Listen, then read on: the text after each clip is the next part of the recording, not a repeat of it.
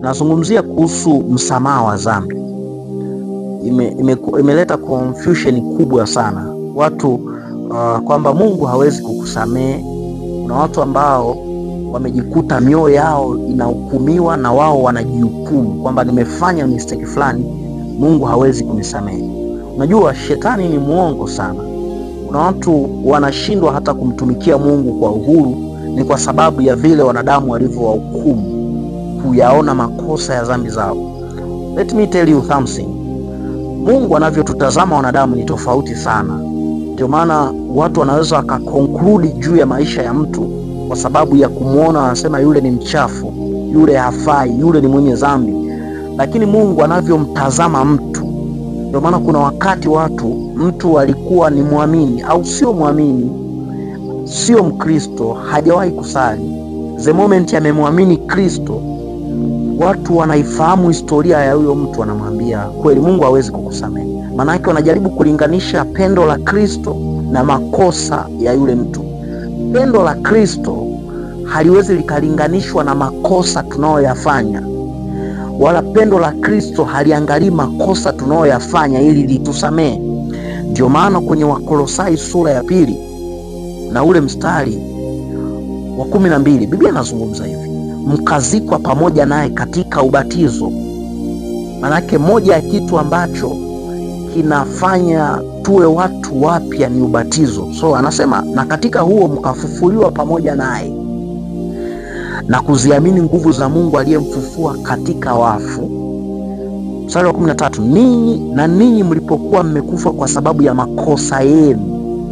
Manake makosa, dhambi zinatufanya tuwe wafu.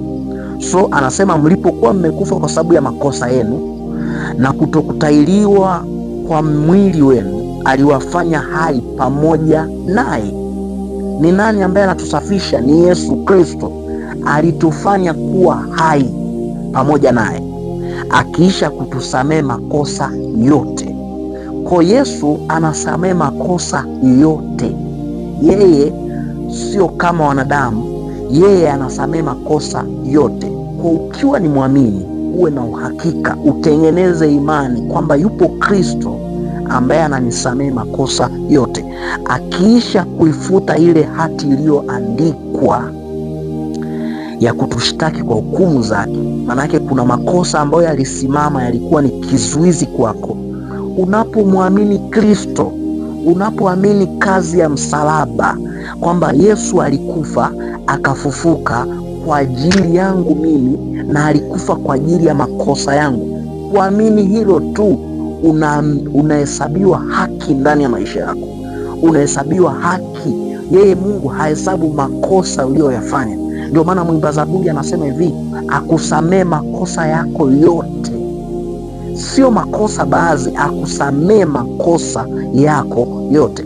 Kwa Yesu Kristo upo msamaha wa kweli.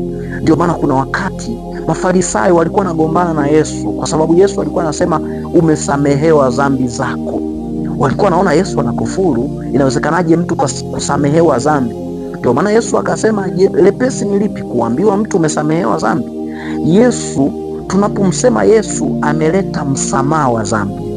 Maana yake kama kuna dhambi ambayo imekuzinga ndani ya moyo, muamini Yesu Kristo anasamehe dhambi, hati ya hatia. Kuna watu ambao walikuwa wanastahili kupokea adhabu, Yesu Kristo amechukua hizo adhabu kwa ajili yetu. Yesu Kristo amechukua kwa ajili yetu. Manake kuna wakati ambapo sisi tulistahili adhabu, kama yule mtu mmoja ambaye alikuwa anaitwa Baraba.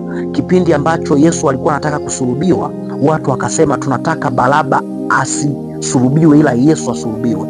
The same, Yesu alikufa kwa ajili yetu, Yesu aliteseka kwa ajili yetu. Ndio maana Biblia inasema alisulubiwa kwa makosa yetu na adhabu ya amani ilikuwa juu yake.